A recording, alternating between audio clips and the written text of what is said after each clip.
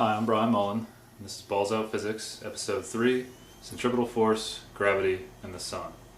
Now before you watch this episode, if you haven't watched Episode 2, please go back and watch that, because this episode is really a continuation of that episode, where we talked about the bread and butter physics equation, F equals ma, and the equation for gravity, over here, Fg equals the gravitational constant, which the episode was titled, times one mass times another mass divided by the distance between them squared.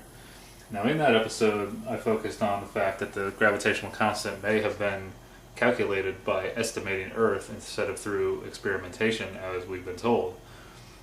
There's really not a whole lot of evidence showing that these experiments have worked. We're told that they worked. We're showed, there's articles out there showing pictures of modern day torsion balance experiments that say that they work.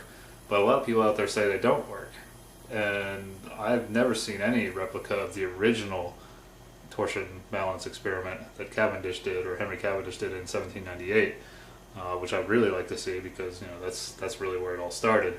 But anyway, even if they did determine this constant through experimentation, it doesn't really matter, because of what I'm about to cover, in my opinion at least.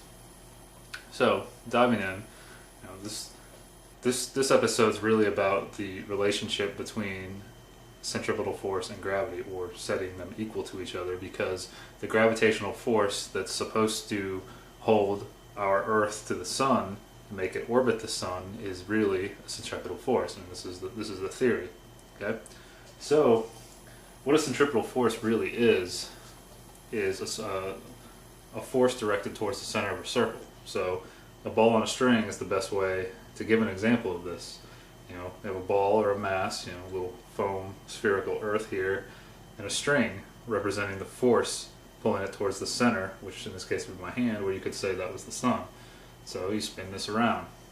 Okay, the tension in the string is the force. Okay, and that creates a velocity. The ball resists that force by traveling in a circle around the center point, or the Sun, in the case of the solar system model. Okay. So I have written down the equation for centripetal force over here. It says centripetal force is equal to the mass, or the ball, times the velocity squared divided by the radius. So the velocity would be the speed that it's traveling at around the circle. The radius would be the length of the string in this case.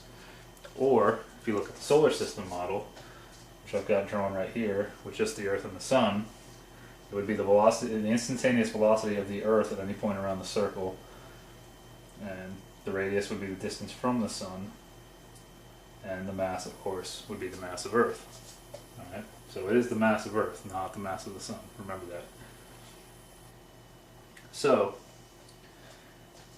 this equation is really derived from F equals ma. Like I said, this is the bread and butter equation of physics. The only difference here is we're dealing with angular acceleration, or centripetal acceleration, whereas in the last episode we were talking about the acceleration towards Earth, or acceleration due to gravity, as it's called. Okay. So just to show how this works, acceleration, angular acceleration, or centripetal acceleration, call it AR, it's commonly called, is equal to v squared over r. And let's say, just for a quick example, that when I'm spinning this, it's traveling at 1 meter per second, and let's say that the length of this string is 1/10 of a meter, just to keep it easy, which is 0.01 or 0.1 meters. So 1 meter per second over 0.1 meters. And this is 1 meter per second squared, actually, up top, velocity squared, gives us 10 meters per second squared, which is pretty close to the acceleration due to gravity, or the acceleration at which things fall towards Earth, which is 9.81 meters per second squared. So the units are actually the same. Okay. However, in this case, the acceleration is considered to be acting towards the center of the circle, or towards where the tension in the string is for the spinning ball. Yeah. And if you remember in episode 2, I said that acceleration is any change of velocity. So since velocity has both a rate, as in miles per hour, kilometers per hour, meters per second, and a direction, if the rate remains constant but the direction changes, it is said to be constantly accelerating. So, theory is, since this Earth would be traveling around the circle, or it's actually, where NASA tells us it's elliptical, but they also use this equation, which is based on a circle, this velocity is constantly changing as it travels around the sun. Okay, the velocity, the direction of the velocity over here would be pointing down to the right. Okay, it's pretty simple. So, Cavendish came up with this value of big G, and then they calculated the mass of Earth, as you saw in the last episode. And then they could move on to the sun. You know, they were basically assigning numbers to the solar system model that Copernicus had come up with a few hundred years before. Okay, so as I've written here, I have centripetal force between the Earth and the Sun, or the force pulling the Earth towards the Sun, is equal to the force of gravity. So what you can do is say these equations are equal. You can actually set Fc equal to Fg. So let's just say Fc up here equals Fg. Okay? But this is really m squared, or m, excuse me, times v squared, getting a little ahead of myself there, over r is equal to big G, the gravitational constant, times the little m, which is the mass of Earth, times big M, which we're going to say is the mass of the Sun in this case, over r squared. Okay? Now, at the time, they were pretty sure they knew how far away the Earth was from the Sun. They used sextants and other devices to get a measurement. Now, of course, the way a sextant works, as I've looked into, the Sun can either be a few thousand miles away and maybe 32, 33 miles in diameter, or it can be 93 million miles away and have a diameter that's 100 times the Earth. It's either or, based on how a sextant works. I haven't used one yet. I'd really like to. Nobody uses them anymore. It's an old-fashioned tool, but it'd be really interesting. But anyway, let's assume that they were right, and the actual distance in meters is, or in kilometers, is 149.6 times 10 to the 6 kilometers, according to NASA's fact sheet. And so the mass of Earth, just like the mass of the man in episode 2, cancels out. Kind of funny how this gravity equation kills the smaller mass. Anyway, it's nature, right? That's what we're told. So now you have the mass of the Sun, you've got the velocity of the Earth, which you know because you know the radius of Earth, and you can calculate the circumference of the circle, or the distance it travels around the Sun, which circumference, I'll write that over here, is equal to 2 pi r. Okay? So they already knew the distance, so they can figure out the velocity, because velocity is really distance over time. So what they can do is say that velocity is equal to 2 pi r, and we'll call over big T. In physics, big T is usually considered a period, or the time it takes to make one revolution, which in this case they thought was 1 year, because the Sun does its thing in 1 year. 4 seasons it takes, though they tell us 365 and a quarter days, which actually comes out to 31,557,600 seconds, which is what you would have to do to make all these units work. But I'm not going to go through all the numbers. I'm just going to show the algebra to show how this was done. You can look this up. This is all over the internet. So we need to isolate the mass of the Sun. We have everything else. We have the velocity, which can be calculated with this equation. We have the radius. Radius is the same over here, and they had the gravitational constant, which who knows how that was really determined, but it doesn't matter.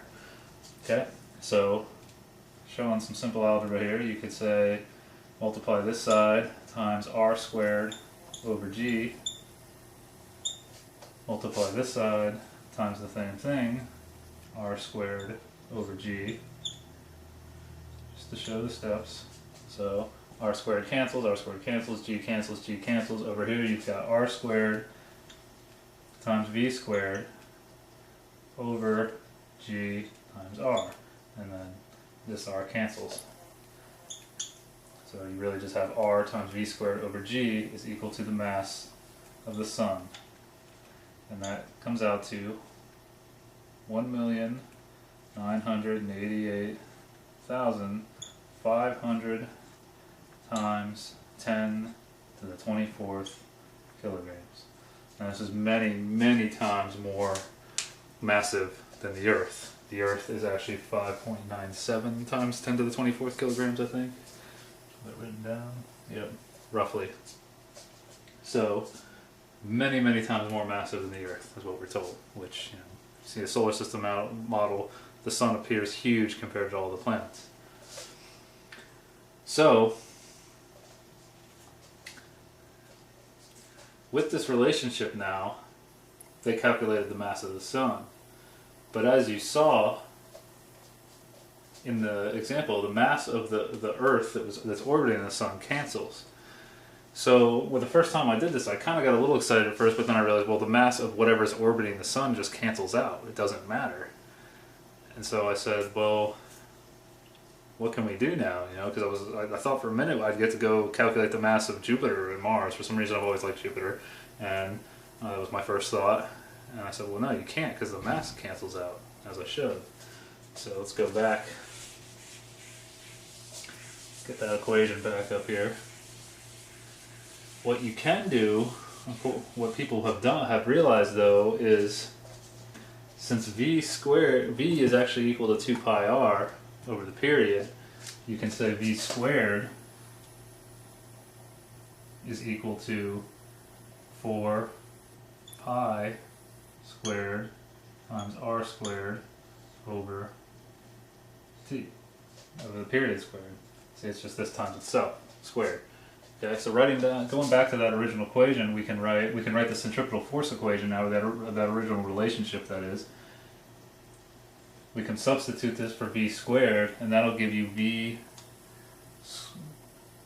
that'll give you 4 pi squared times r squared over r, because r was still on the bottom, and this t squared comes down here, over r times the period squared. This r cancels and that r cancels, so you get 4 pi squared r over the period squared, or big T squared.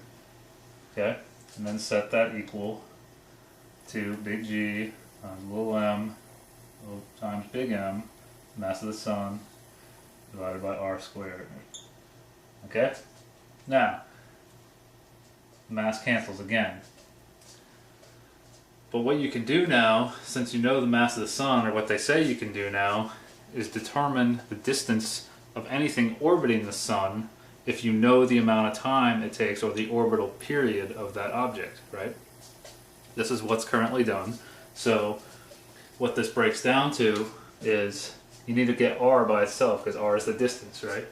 Once you get r, you can determine the velocity as well, according to the theory. So to get r by itself, we multiply this side times r squared. Just do r squared over 1. And this side times r squared over 1. That gives us 4 pi squared r cubed equals, cancels on this side, g times big M. And then we want to get r by itself over here, so we just divide by r pi, or by 4 pi squared. I'm not going to actually show the steps, but I'll just say r cubed equals g m, nope, I missed t cubed. And let me just write this out.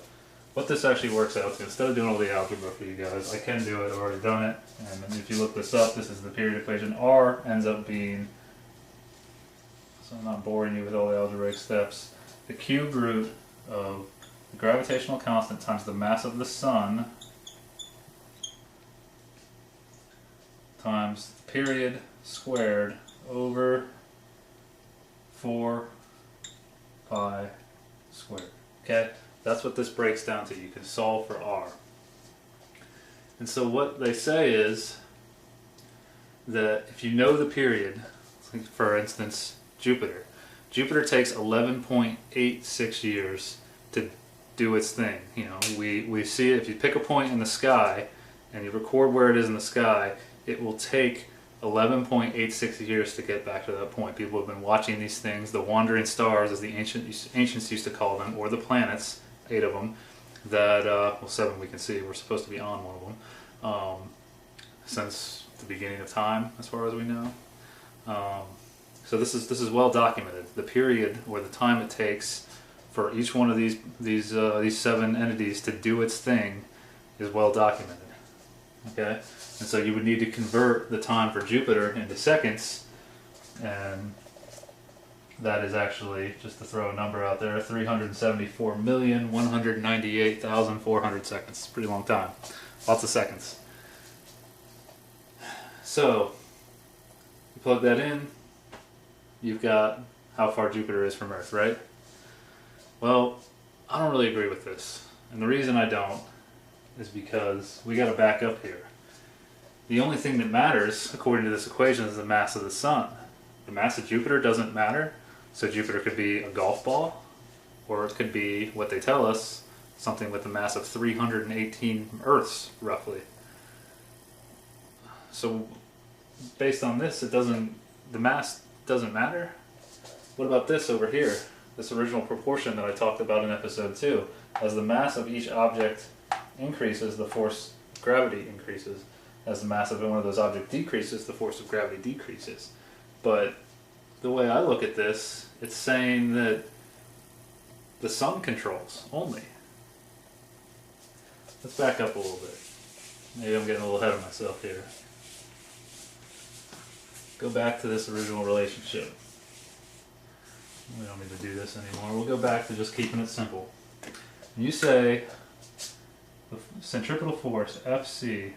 You say the centripetal force Fc is equal to the mass of the object orbiting the Sun, which we still have as the Earth here, or Jupiter, or Mars, or whatever you want it to be, times the velocity of that planet, or wandering star, divided by the distance from the Sun, r, is equal to the gravitational constant times the little m, which is the mass of Jupiter or Mars or Earth or whatever, times big M, which is the mass of the Sun, alright, I'm Sun here, to clarify that, times the distance that object is from the Sun squared, and that's equal to the force of gravity. These are said to be equal, and this is how the solar system was built, or that's how we applied numbers, or they applied numbers to our solar system. Okay? Well, this math is canceled.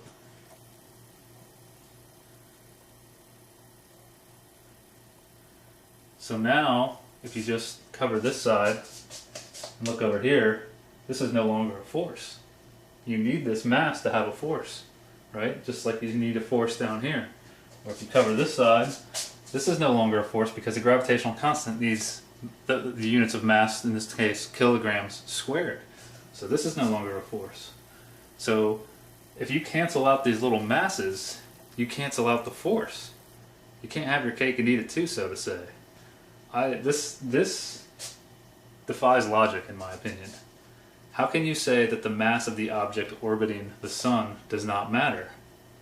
It does, because that's what creates the force.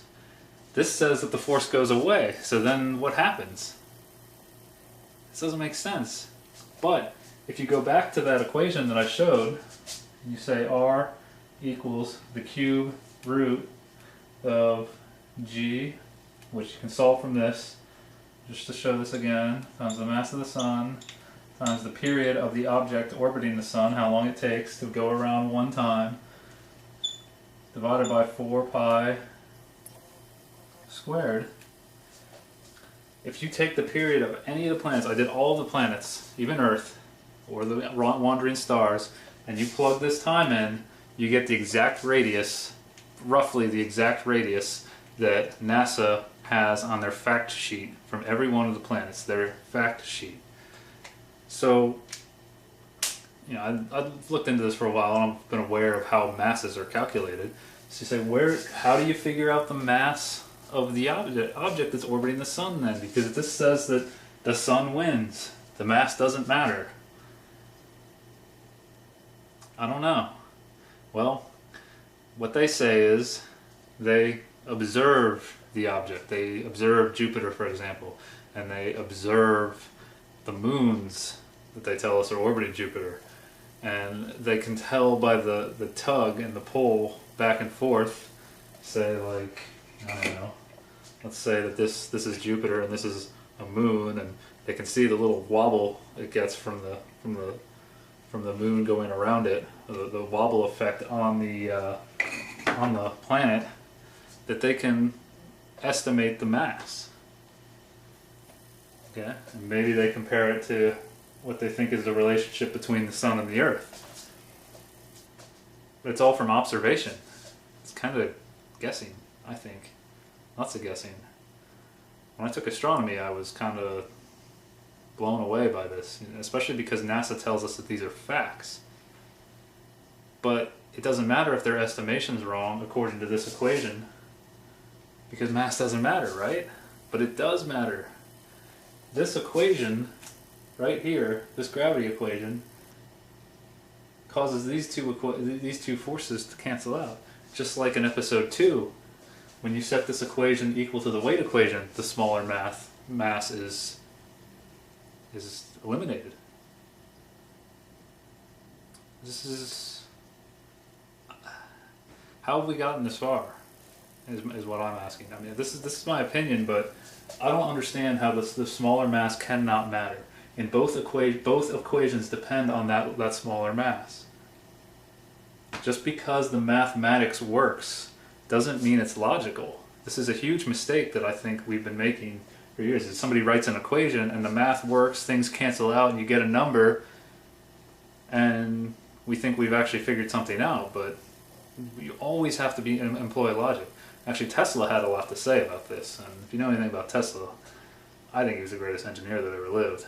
But that's why we have alternating current, and it's kind of strange that we don't really hear much about him in our history books. Anyway, so I started thinking about this, and well, I started really thinking about this equation and how it came about, and how it makes this guy over here win. Sun wins, sun controls. And I started thinking about who came up with the solar system model.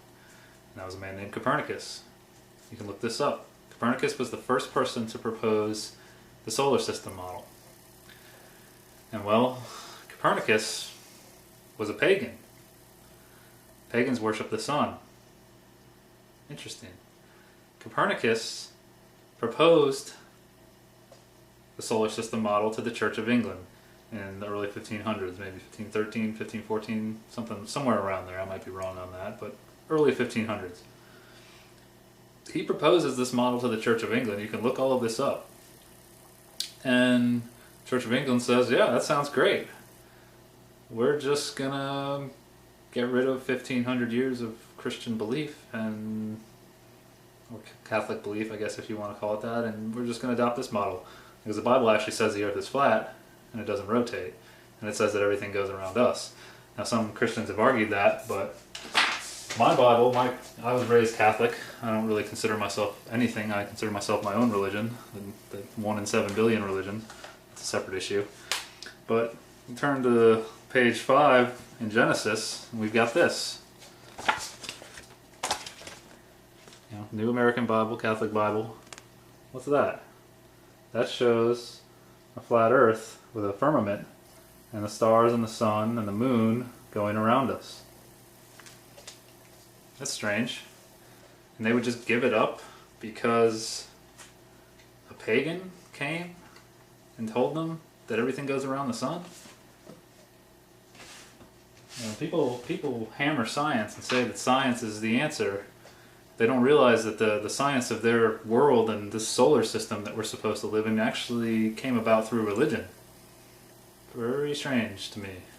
I'm really starting to doubt things. What's actually funny is in November of last year, I was joking, around November of last year, I was joking with my roommate about the Bible and saying, you know, I don't really believe this, because I opened this page and said, look at this flat earth thing. I mean, this is ridiculous. I was drinking beers with him, we were laughing about it. I mean, talk about putting your foot in your mouth. So, something to really think about. You know, the Freemasons came along, obviously, or not obviously, but I said in the last episode that Newton was a Freemason and so was Henry Cavendish. And if you study Freemasonry at all, you'll find that they have a lot of sun symbolism. They really seem to like the sun. Is that a coincidence? I don't know. You know, I'm asking questions here, like I said. If I'm proven wrong, great, you know, I can go back to living a normal life, I guess. What we thought was a normal life. But think about this relationship and how this equation, in my opinion, seems to be designed to do exactly what they wanted. A solar system. To make us revolve around the sun, or to make us worship the sun. Are we worshiping the sun through science and we don't even realize it? You should look into some of these organizations, some of these secret societies that seem to be prevalent throughout politics, science, or even religion. The Vatican has a lot of sun symbols too, which I find very strange. Why did they give up what the Bible said in 1500? Something else to really think about. You know, since I started studying this, I've started watching the sun.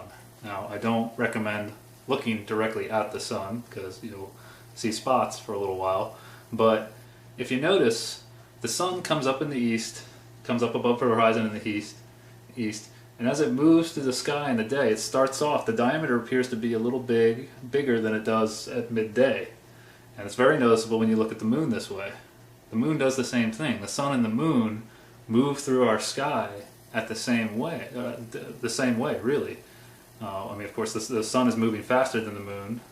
It seems like, you know, the moon has a different period compared to the sun, but they both do the same thing. You would think if one's going around us and we're going around the other, and the other moves through our sky because we're spinning around our axis, you know, if we live on a ball Earth, you know, if this is our axis and we're spinning and this is what makes the sun move through our sky, that they wouldn't do the exact same thing. Actually, I think it would be very clear to us that we are rotating relative to the sun and that we are moving around it. But they both do the same thing. Think about that. How is that possible? I think they're both going around us. How can they not be? I don't know. Maybe I can be proven wrong on that. But if you want to look at the sun, I highly recommend getting a welding mask. It's really cool to look at the sun through one of these, because it looks green and you can actually see that it's about the same diameter as the moon. It looks identical to the moon when you look through it through one of these. So, asking questions again, but pay attention to the sun and watch the moon and ask yourself, what do you think? Are we going around the sun, or is it going around us, just like the moon? I don't know. But I'm going to keep watching it, because it's interesting. And I really want to know what my world is. We all need to work together and figure this out. So until next time, we'll be talking about a thermosphere, and maybe something else in episode 4. See you then. Peace.